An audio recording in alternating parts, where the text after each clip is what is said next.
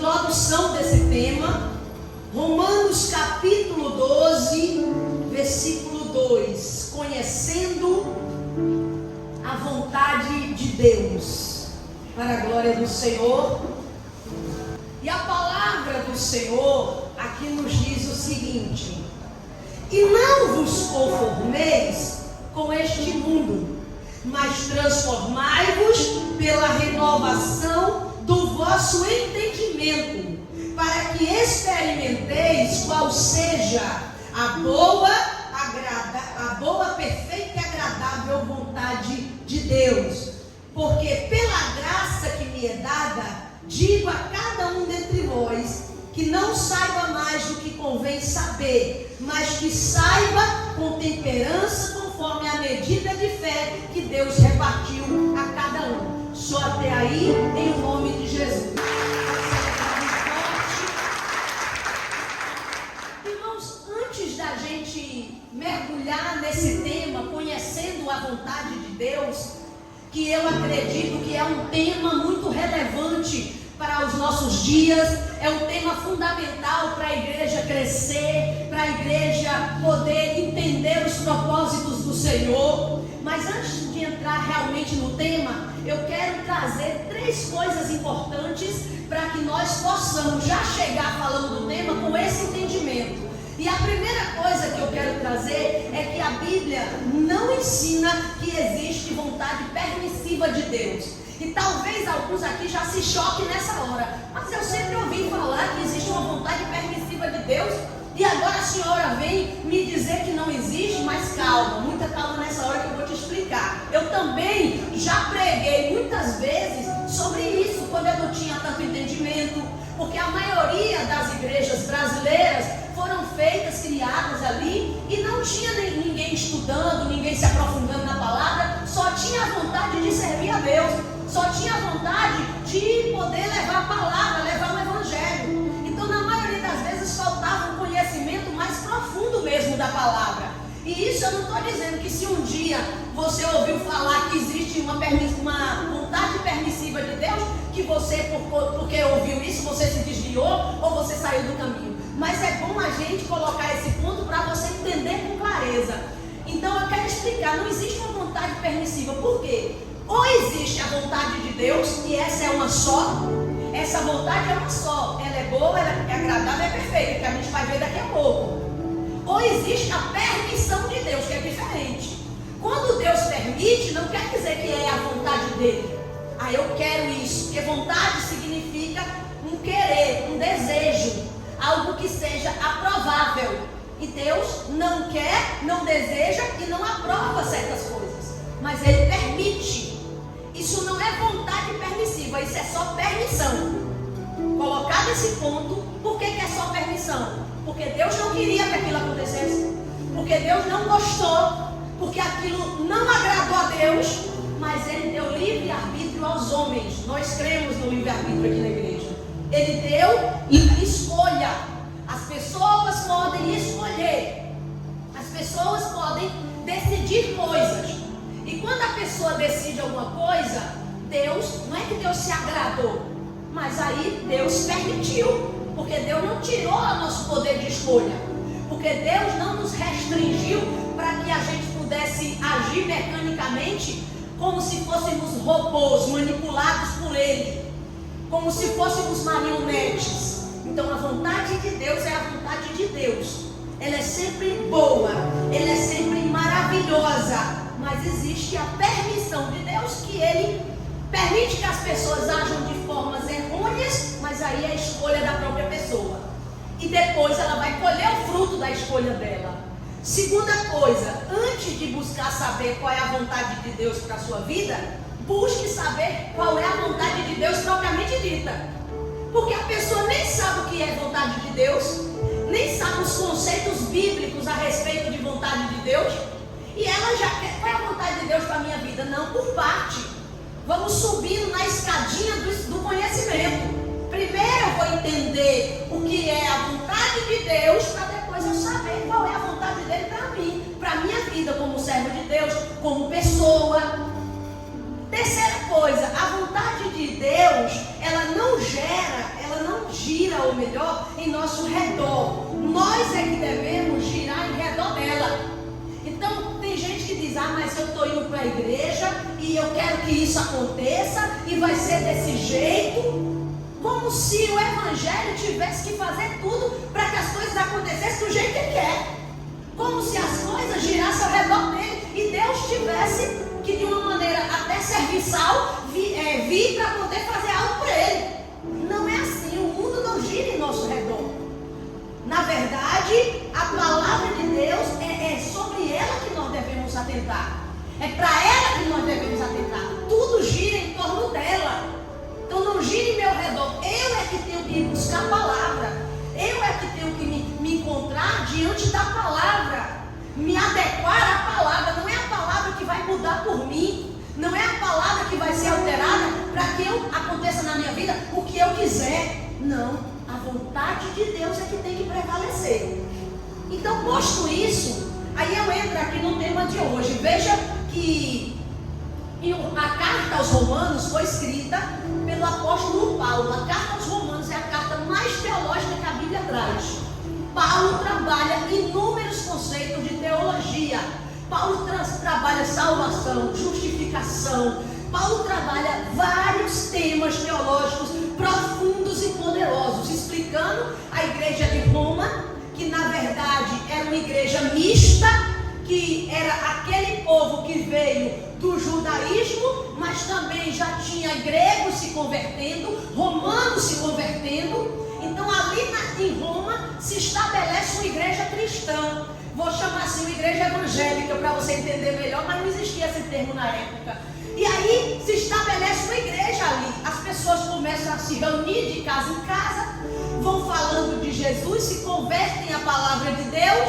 E Paulo entende que tem que ensinar esse povo, que esse povo é um povo que deve se aprofundar na palavra, que deve aprender mais, que deve adentrar mais nas coisas do reino. E ele vai ensinando teologia. Na prática, ele vai falando sobre conceitos teológicos. E quando chega no capítulo 12, aí a vida não é só de teologia, né? Quando chega no capítulo 12, ele quer aplicar essa teologia na prática daquele povo. Peraí, falamos tanto de salvação pela fé, pela graça mediante a fé, falamos tanto de justificação, falamos tanto de tantas coisas bonitas e teológicas, mas e agora? A vida do crente, no dia a dia. Porque o que o crente quer saber, muitas vezes, não é de teologia que se vê lá na faculdade.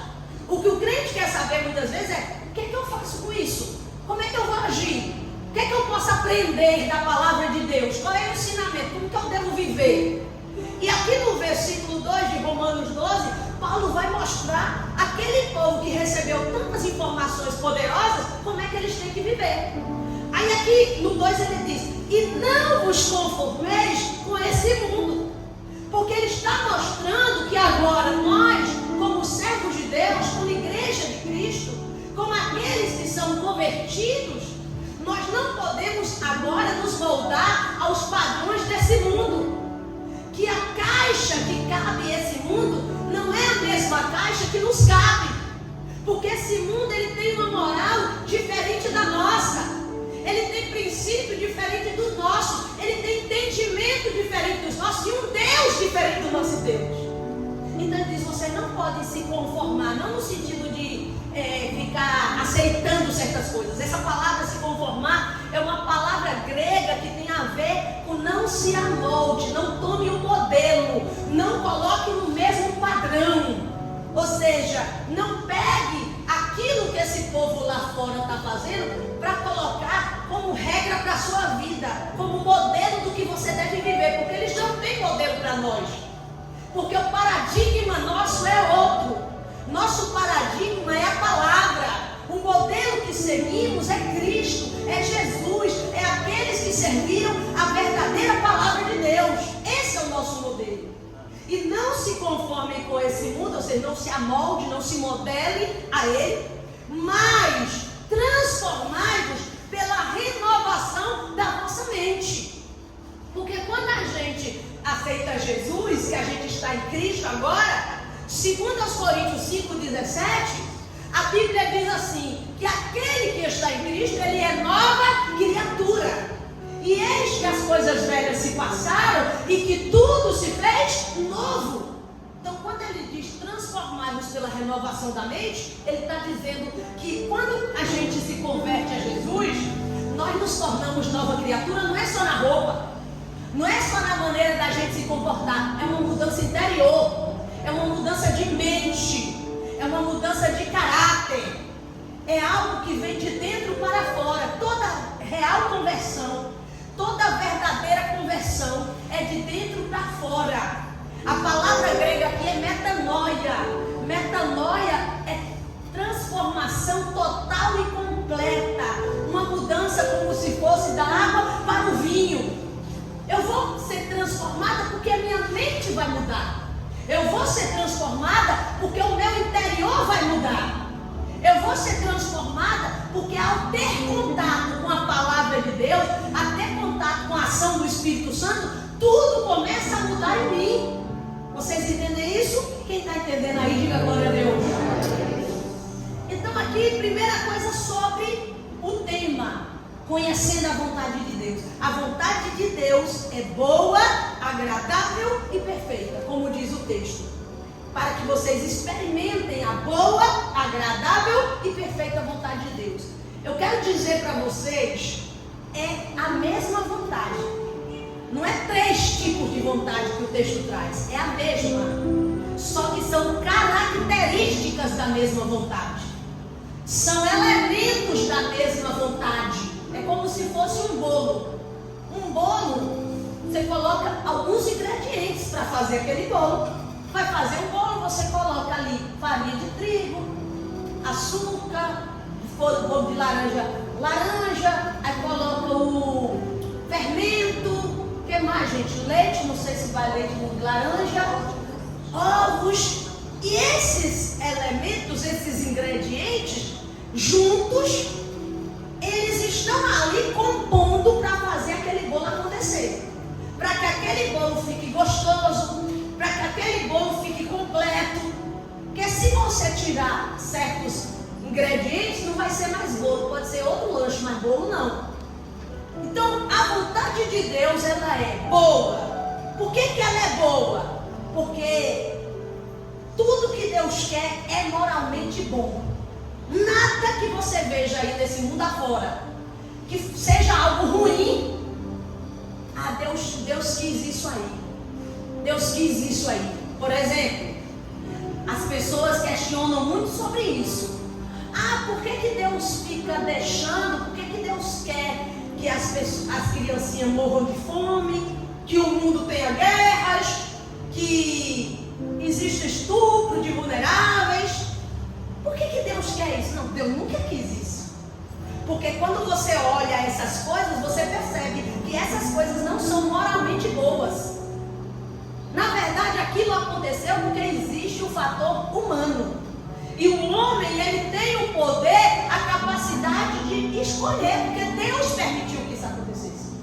Porque Deus deixou. Você entende? Que o homem escolhesse. E ele escolhe. O homem escolhe. Tem vezes que o homem escolhe ir por um caminho mau e depois as consequências desse mal que ele cometeu virão sobre a vida dele, ou aqui nessa terra ou na eternidade. Mas o que for moralmente ruim não é vontade de Deus, porque Deus é moralmente bom. Porque a vontade de Deus é boa, é sempre boa. Tudo que for contrário ao que é bom, você já vê, isso aí não é vontade de Deus.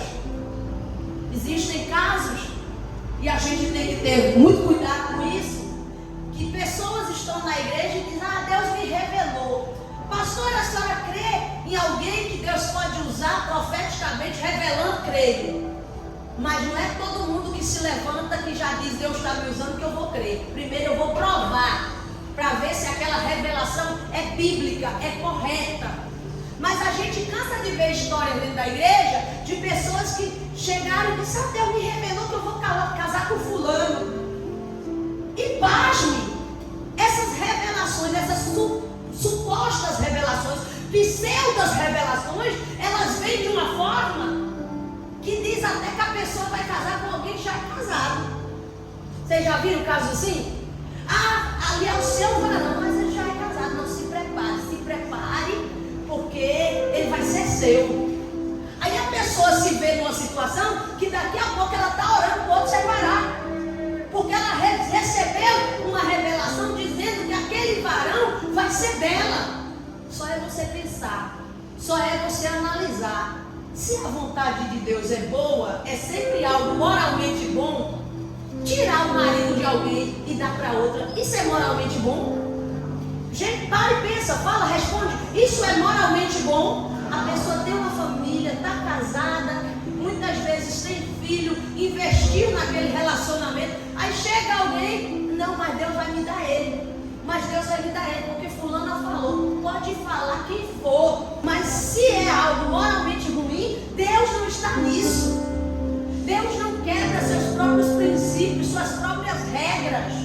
Deus não vai destruir um lar para construir outro. Tem tantas pessoas nesse mundo, Deus não pode dar outra alguém para você.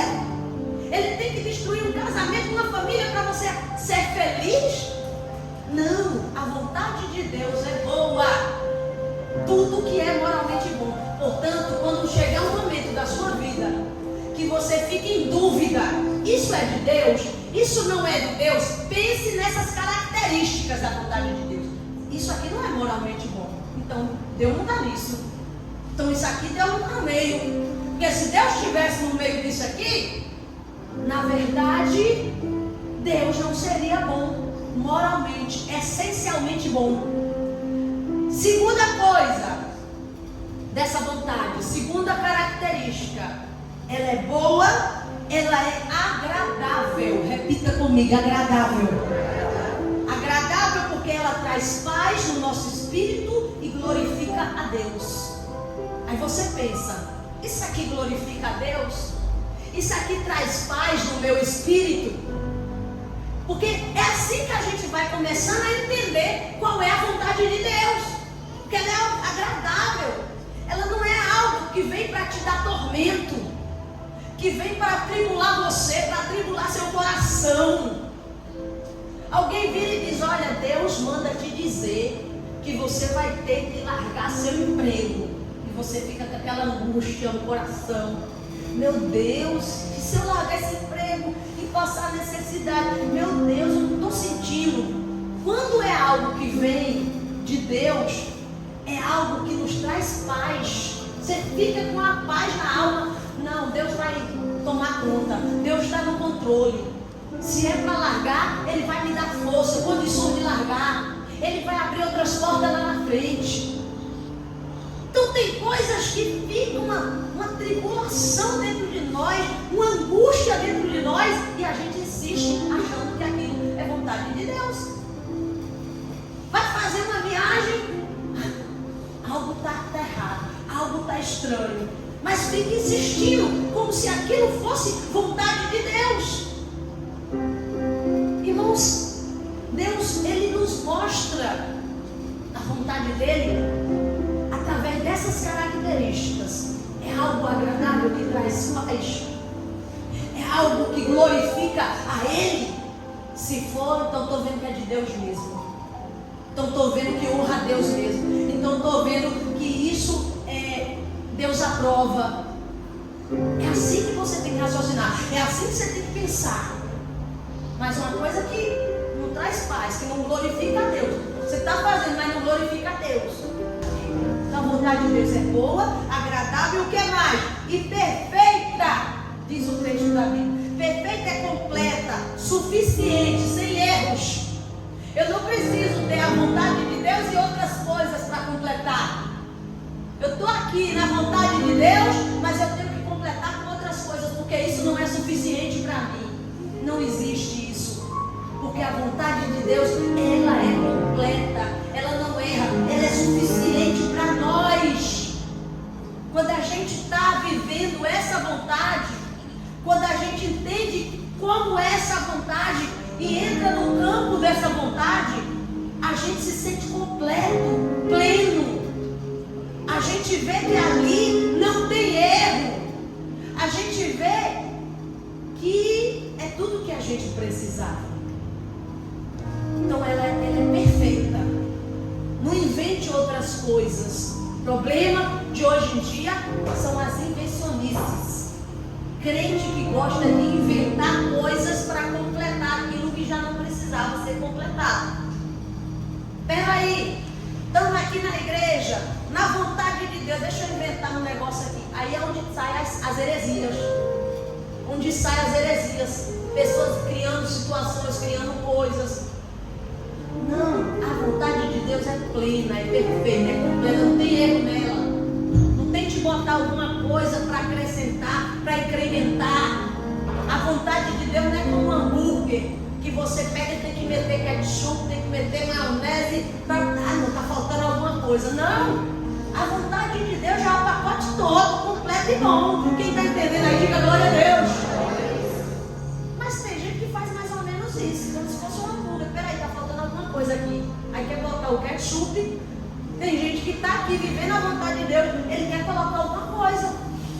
Quer colocar alguma coisa a mais, alguma coisa extra. Quantos crentes estão por aí colocando coisas extras?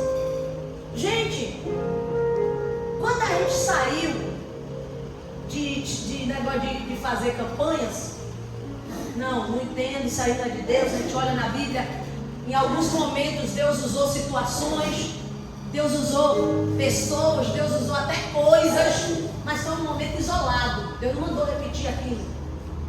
A muralha de Jericó, o povo estava ali, rodeou, Deus mandou ele fazer aquilo, mas nunca mais Deus mandou fazer do mesmo jeito. Não é verdade? Naamã mergulhou, Deus mandou, mas nunca mais Deus mandou fazer. Só que a gente quer incrementar, a gente quer inventar, a gente quer completar uma coisa que não precisava ser completada. E aí a gente parte para esse ponto de erro, entendeu aí? É hambúrguer que tem que botar ketchup, maionese para ficar melhor? A vontade de Deus é perfeita.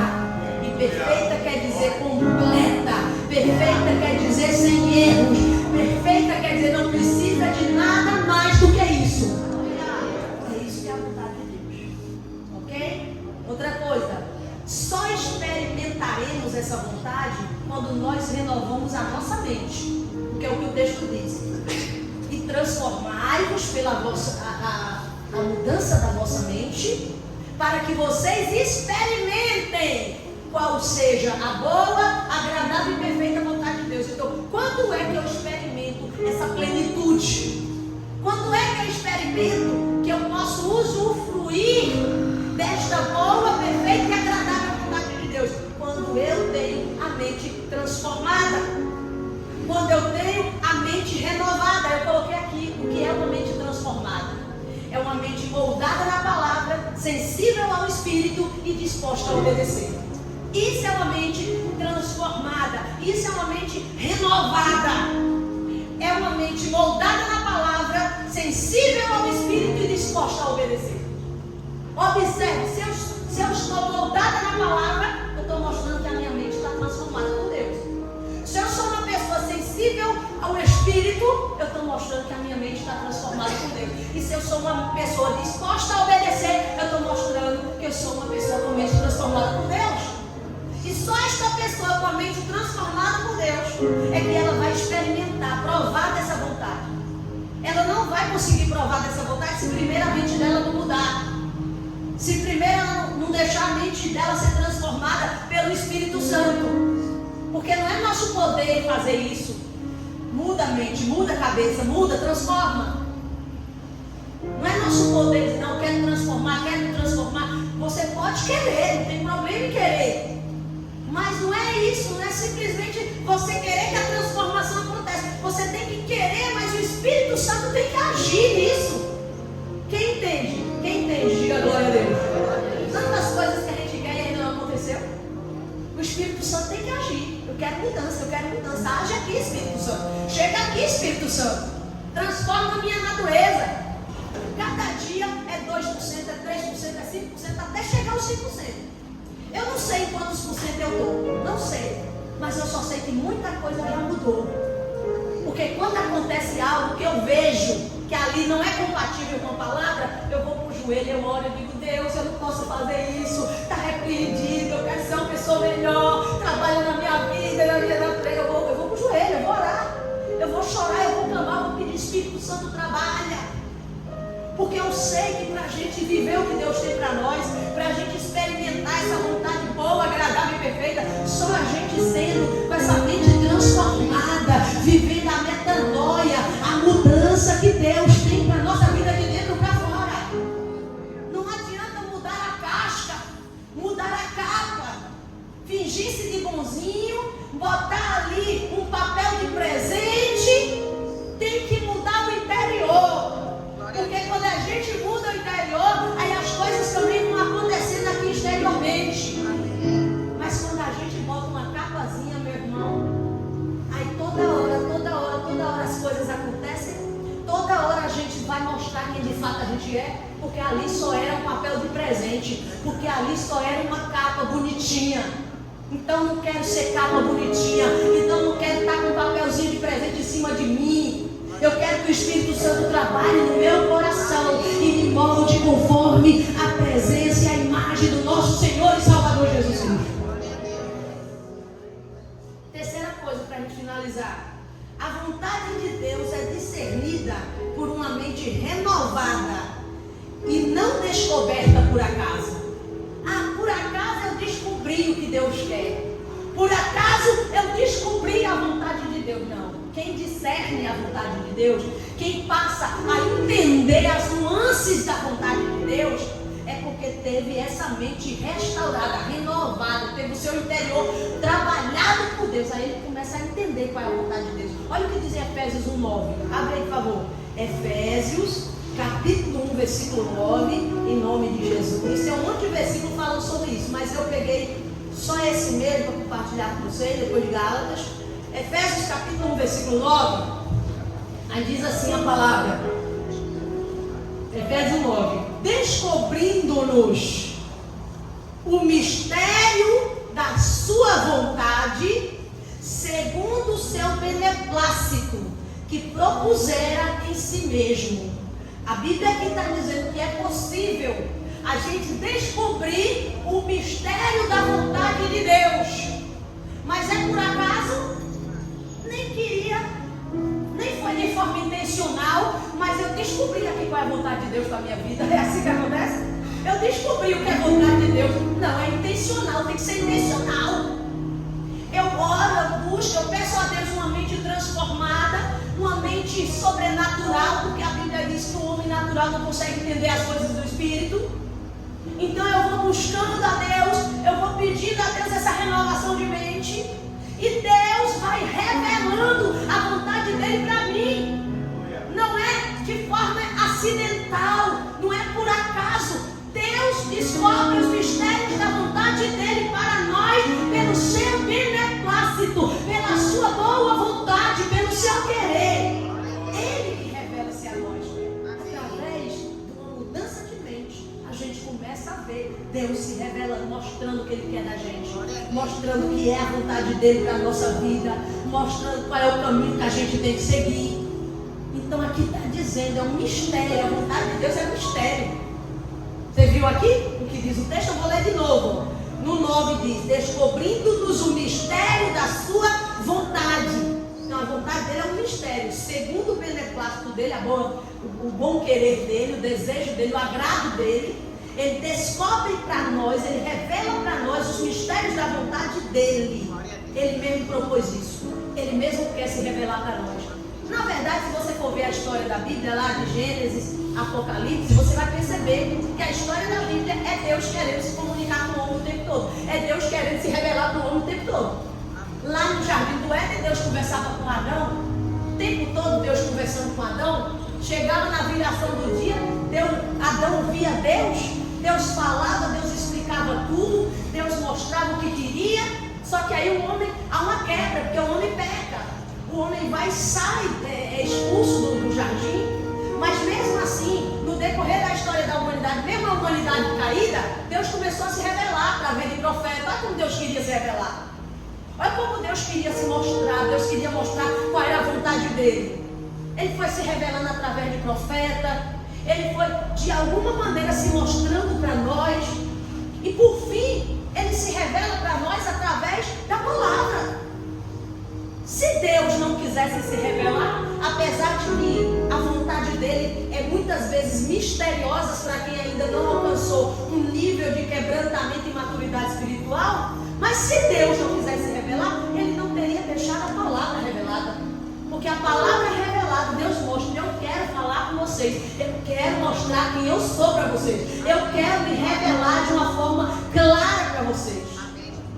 No Antigo Testamento ele se revela em sombras, no Novo Testamento ele mostra as coisas de forma mais nítida. Mostra que Jesus é o Messias, mostra que quem se chega a Jesus pode ter salvação, mostra que nós temos que ter uma vida transformada em Cristo e que temos que ir até o fim com Ele, para um dia a gente poder morar com Ele na glória. Tudo isso a Bíblia mostra. Então, só para a gente concluir, é importante conhecer a vontade de Deus. E inicialmente a gente chega nesse ponto aqui só para ter base para estudar um pouco mais nos próximos domingos. E a gente entende hoje, a vontade de Deus é sempre boa. Não tem negócio de, foi um negócio ruim, mas foi vontade permissiva de Deus. Não, a vontade de Deus é sempre boa. Se você me perguntar que Deus permite alguma coisa que as pessoas façam ruim, aí Ele permite, mas não dizer que é Ele que quis. Não dizer que é a vontade dele. Porque a vontade dele é boa, agradável e perfeita. Quem entendeu, pode aplaudir Jesus.